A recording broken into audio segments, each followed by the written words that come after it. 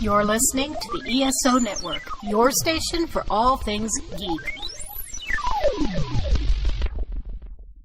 Hello, friends and or loved ones. This is episode 57 of the Soul Forge podcast.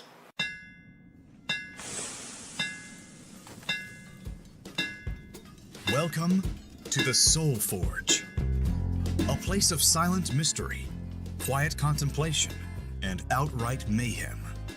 Join your host, Sean Vanderloo, as he guides you through the adventures of living.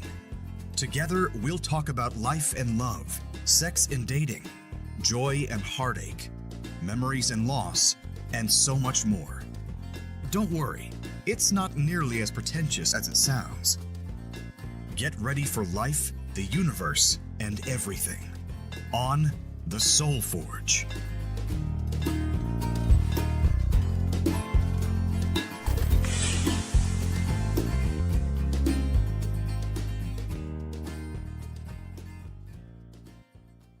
Hope everyone's having a wonderful day whenever it is that you're listening to this. I have a special guest today. Hello, hello. This is my friend Katie, and we've known each other off and on for... I'd say about 3 years now. About that, right? Yeah. Okay. You've been on the Rusted Robot podcast? I have. You have, that's right. And today we're here to talk about unrealistic beauty standards. Yes, we are.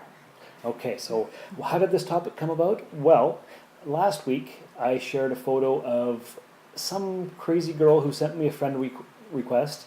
Just one of those random people that you get from time to time. Supposedly hot girls in hardly any clothes that I have no idea who they are. But hey, yeah, okay, send me a friend request. So what did I do? I took her photo, I posted it on my timeline and said, I don't know this girl, but she sent me a friend request. Does anybody know her? And of course you commented. And I had a good laugh. I said, well, you know, does she have any friends? Looks like the Barbie I lost when I was 6 has become sentient and made herself a Facebook profile. Oops, my bad. Yes. And a bunch of people commented on your comment. And turns out that just the whole idea of unrealistic beauty standards came up. Yeah, it came up just because I was looking over the picture, and I just kind of wrote down my thoughts in one of the comments to you if you want me to read it out. Sure, why not? I said, yeah, the sad part is that a lot of women aspire to this unrealistic standard of beauty. The bra that's at least 3 cup sizes too small is really bugging me. I mean, this bra barely covered her areolas. Sure. Can you imagine how many businesses would go bankrupt if women worldwide woke up one day and decided they love themselves the way they are? And wouldn't that be something? It would be, and I would absolutely love to see that, you know. Women who are just comfortable in their bodies. But that doesn't happen. No. It's rare. It is.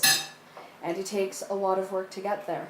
Society is always throwing at us through Instagram and, you know, it used to be magazines. Well, you see that video that goes around Facebook every once in a while of the Photoshop, Yes. right? You've seen that before? Yes. Where they take this normal-looking girl, attractive, not like a 6 or a 7 or an 8, and they turn it into like a 12. Exactly. And they tan her, and they extend her body and plump up her breasts and do all this stuff, and it doesn't even look like the same girl anymore. And I forget which celebrity said it, but one of the celebrities that I've seen online is actually said, I don't even look like my photos, you know, once they're published. I don't even look that good. Nobody actually looks that good. No, it's impossible. Exactly. You know, everybody has pores. Mm-hmm. Everybody has, you know, either some stretch marks or cellulite.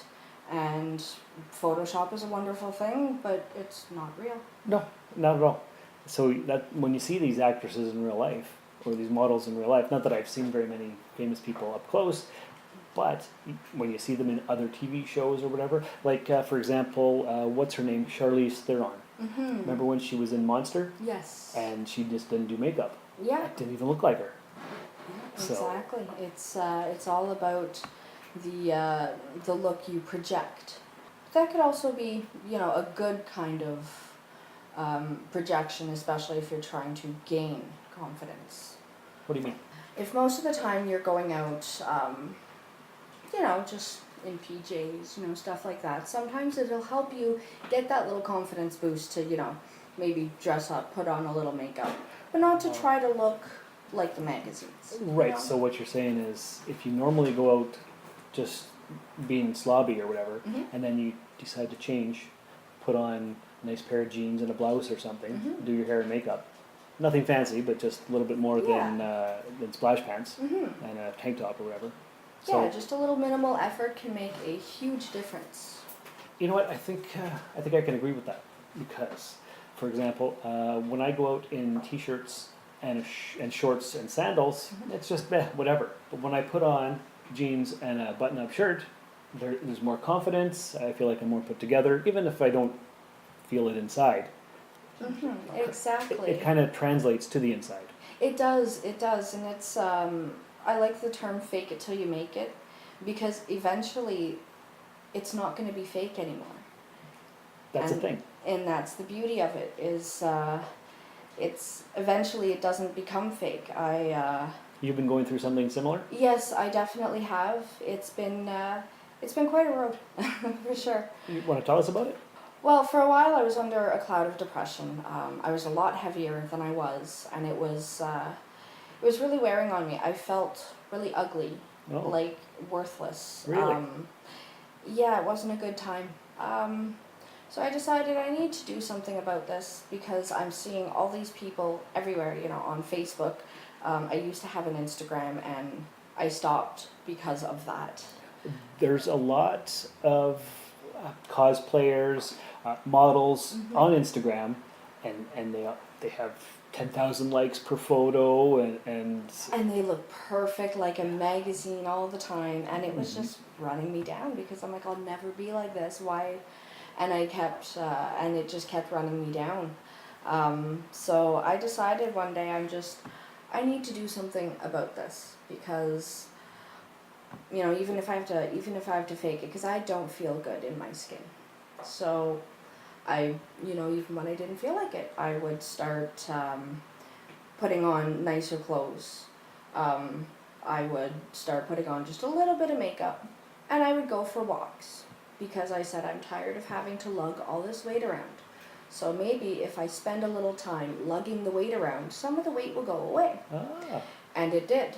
So what you did was you forced yourself to get out there. You forced yourself to feel like you were looking better.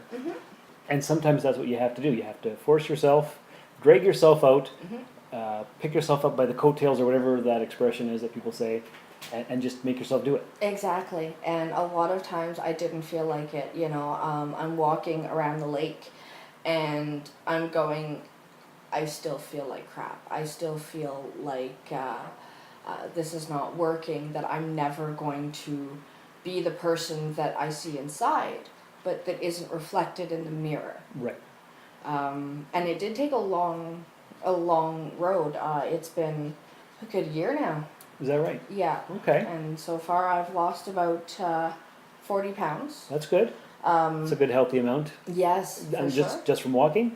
Have you done any extra exercising? Have you changed your diet? I changed my location. I moved to a place on a hill, which has really, really helped. Hills help. Yes, they really, really do. And I have been eating less. I was eating emotionally. Oh. Tied into all of that self-image. Right, because there's so much advertisement out there, and you're constantly bombarded with it, that's what you see, and that's how you feel you have to be. Exactly. But nobody can be that. No. Even those girls who are in the pictures aren't actually like that. Right. Exactly. Okay, so it was a downward spiral that I had to eventually say, okay, this spiral also goes upwards. I just need to make, I need to climb up. And it is a climb. But after a year, I finally look in the mirror and I go, hey, that's a beautiful woman right there. And I actually feel it inside as well as out. So what you originally intended was to fake it till you make it. Now you've made it. Or you're on the way. Exactly. Are you exactly where you want to be, or are you still working on it? I think it's always going to be kind of a work in progress. But for me, there is no perfection. I mean, no human is perfect. Nope. I'm not looking for perfection. I'm just looking for contentment. And I have found contentment. So I think I'm almost there. I'm there pretty much with the confidence and the contentment. I love myself. Good. I'd say I'm almost there with the weight loss. Even better. But I mean, for some people, the fake it till you make it could be, okay, well, I need to gain a little bit of weight if they think that they're too small. There are people like that. Exactly. It's not always about, trying to be skinny and pretty. I just wanted to feel comfortable in my skin. I don't want to be skinny. I just want to not feel like I'm carrying around extra weight I don't need. That makes sense. That's a good attitude. This is a perfect time to listen to one of the podcast promos for another podcast on the ESO network. Yes, so of we'll course. pause for that. Did you know the ESO Network has a brand new Patreon? That's right, we're asking for your help, and you could do it for as little as $1 a month.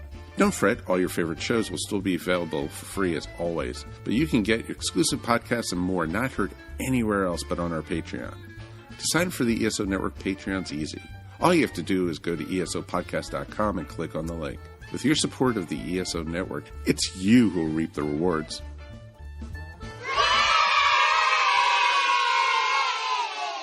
And we're back. And so, we should talk about unrealistic beauty standards from around the world. Yes. So we were talking a little bit about that before we started recording. I was actually reading up on an Ask Reddit thread about different unrealistic beauty standards around the world and how in Asia they have different facial features that they like, and whereas in North America, the more tan you are, the better you are. Mm-hmm. In a lot of Asian countries, from what I read, especially places like Korea, they still like that pale, light color. Oh, because if you have a tan, that means you work out in the fields and you're like a peasant or a farmer and you're of a lower social class. Exactly. Which is how it used to be in Canada and America in the early days. Mm-hmm. Right, but that's how it still is over there. Yes, it is. Okay. It was, where is this one comment? Oh, there we go. They want to lighten their skin because their natural skin tone, they put on makeup that makes them look positively ghoulish. It's a shame because their natural skin tone is beautiful, but they don't want to, quote unquote, look like a Mongolian. And this was from a Reddit user who worked in China with over 50 women. And they do apparently obsess over skin color. Is that right? Mm-hmm. I didn't know that. It's a cultural thing as well. They don't want to look like a different culture that they view as negative. Ah, okay. Mm-hmm. Is that maybe where the whole Geisha culture came in with the white face? Yes. Is that part of it? Yeah. Okay. Yeah, that is part of it. And they also, Geisha leave a little band of skin around their white makeup to kind of show that it is a mask of beauty. I didn't know that. Mm-hmm. Okay. I'll have to pay more attention when I see them. Yeah, there is a very, very good documentary on Geisha on YouTube, actually. Okay. There's a few of them that delve into the beauty of it and how it's... The history behind it and Mhm. all that kind of stuff? Yeah, and Okay. it's really really different to see all these different cultures and how they're beautiful, especially the one culture in Africa, I believe. Oh goodness, I don't want to get this wrong here, but there is one culture who actually bigger women are beautiful. Okay. I think Well, that's kind of like in the Renaissance, Mhm. when you see all the pictures of the beautiful women, they're larger size. yeah, and it's because they're well fed. Exactly. And another documentary that I watched as well, I watch a lot of them on beauty standards, Okay. was these women, these African women who are larger and they force feed their children, Oh. their female children to that unrealistic beauty standard. It was heartbreaking watching that little baby getting force fed So for even a baby? standard. Yeah. Wow. Yes, Okay. for these unrealistic beauty standards of, for us it's, 5'9", 110 pounds, double D's and 36, 34, 36, or whatever that Exactly. was. And then there it's, that would be a malnourished woman who needs to gain a good 200-300 pounds. Wow.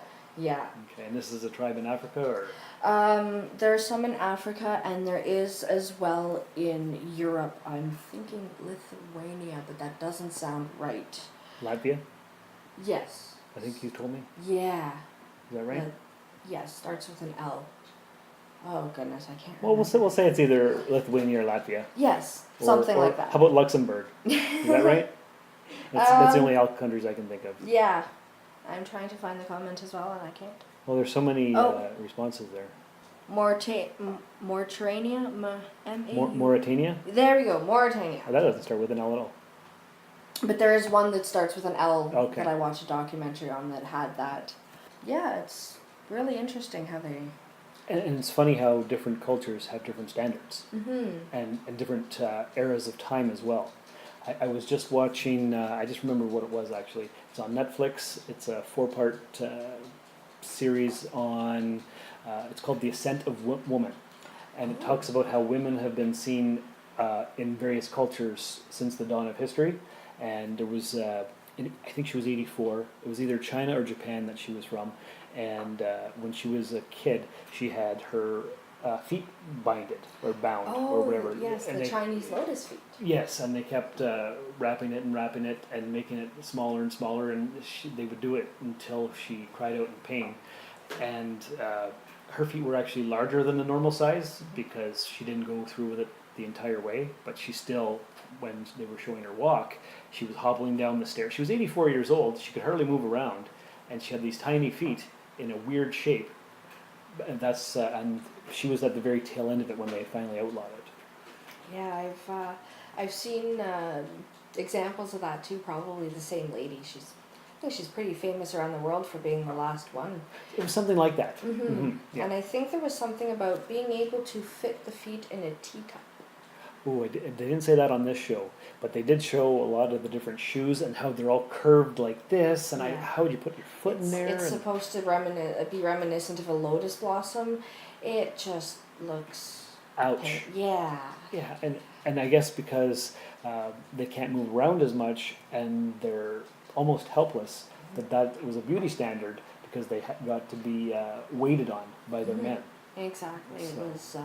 It was all about that beauty standard that showed that you're rich. Yes, and another thing is a lot of times, and it always focuses on the women and their standards, not the men as much, but the more useless a woman becomes, the more attractive it is somehow. Yeah, and yet, we're supposed to cook and clean and do and raise children and stuff. But yet we still have to do this in 6-inch heels and a tan and A tiara. Yeah.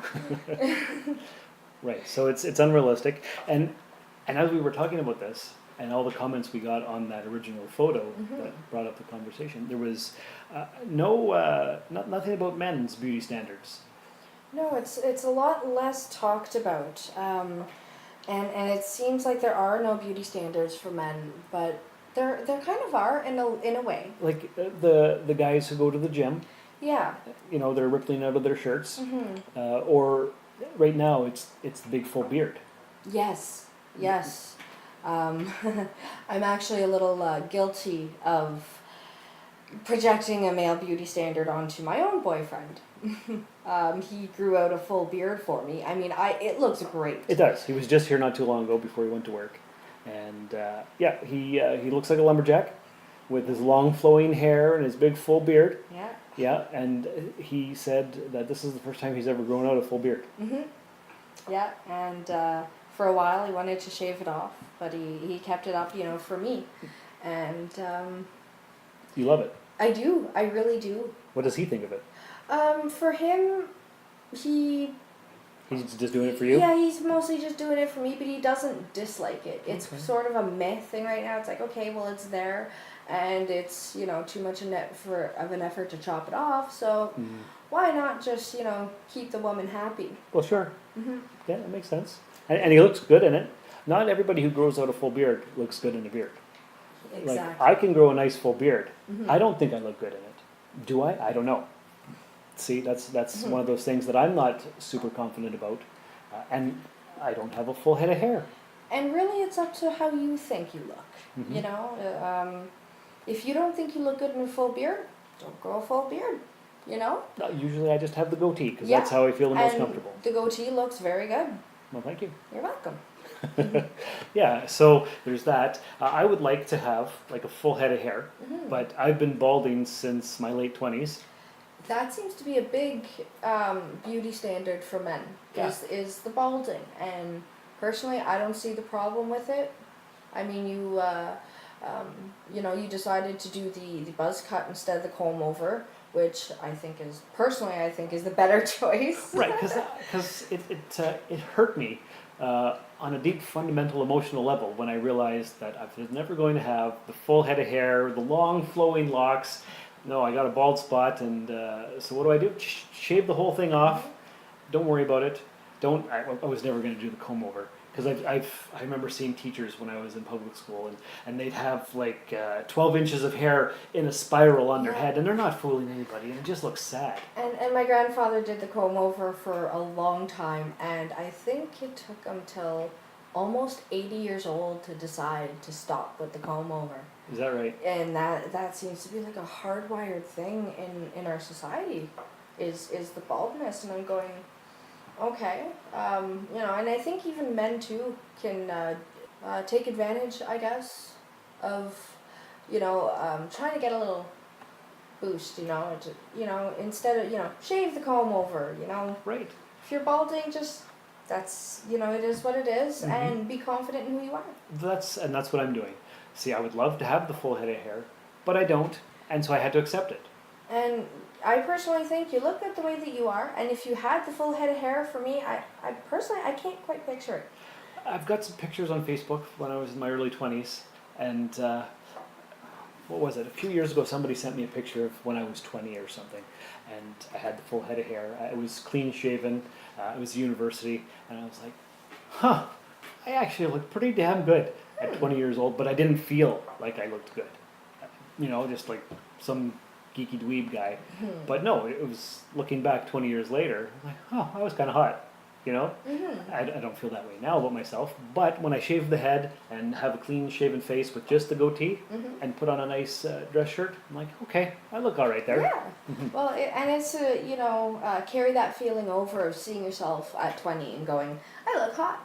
And then it's to just try to carry that feeling over to today. Yeah, I look hot, but now, you know, I have this that I didn't have, and I have this that I didn't have, and I'm happy about this. It's really a difficult thing to change your mindset from looking for the flaws to looking for things you love. Yes, this is true. Yeah, and you can't go back to your past self and say, hey, it's okay. Everything's all right. You Yeah, know? exactly. You're better than you think you are. Exactly. You know, even though you think back then it was horrible, there were still some things you can pick out that you liked about yourself. Exactly. And 20 years from now, I'll look back at myself now and I'll be like, oh, that was actually okay. You know, I could, like you said, get a gym membership. I don't have one. I don't have the big ripply muscles. I'm not popping out of my shirt, but I don't care. You know, because I see some of those guys and it looks uncomfortable. It does. It looks, I don't know, like there's not enough skin to go around, and that you poke them and they might explode. Right. And I would like to be more toned, and I could easily go get a gym membership and start working out. I'm too lazy, and I've accepted that about myself, and I don't care. And at this point, are you going to be doing it for you or for society's perception of you? Or some ideal that I have in my head about what I should be looking like. Exactly. You know, love you because, I mean, it's the only body you got. That's right. Yep. And at least I'm 6 feet tall. Exactly. So I've got the height. You know. Another unrealistic standard there. You know, these women I see on Facebook, if your height starts with 5, move on. Like, Oh, I've never seen that. yes, it's a huge thing with women online now, and I don't agree with it at all. So they want their men to be at least 6 feet tall. Yeah. See, there's that, but I also see the big thing now also is the Dad Bod. Yes, the Dad Bod. I think that comes out of all the craze of the muscles, and I think It's the reaction against it. Right. exactly. Women have decided that this isn't sexy anymore, and I think the dad bod also comes with, you know, the dad ideal. You know, you're good with kids. You're a dad. Mm-hmm. You're a nice guy if you're a dad. Yeah, so you're harmless and relatable and approachable. Exactly. And so that brings all the memes up. Get a chubby guy with tattoos and a beard. Yes. That's the thing right now. Yes. So. Yes.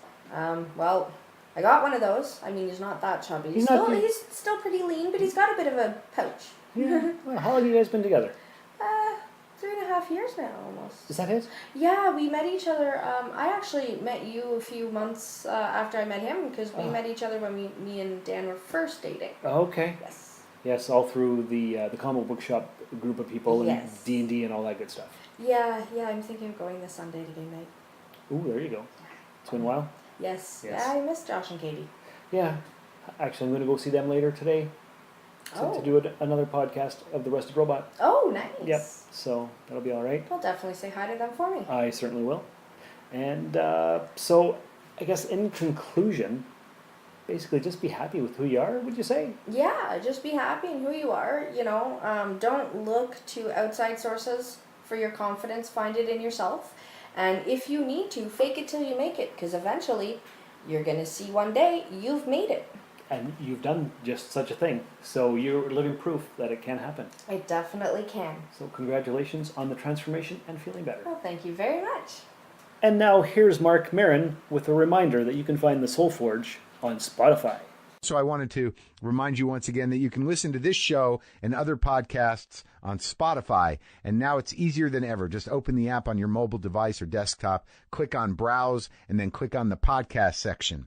It works on your computer, your phone, your smart speaker system, whatever you want to use. So stay connected to your favorite podcasts and never miss an episode using Spotify.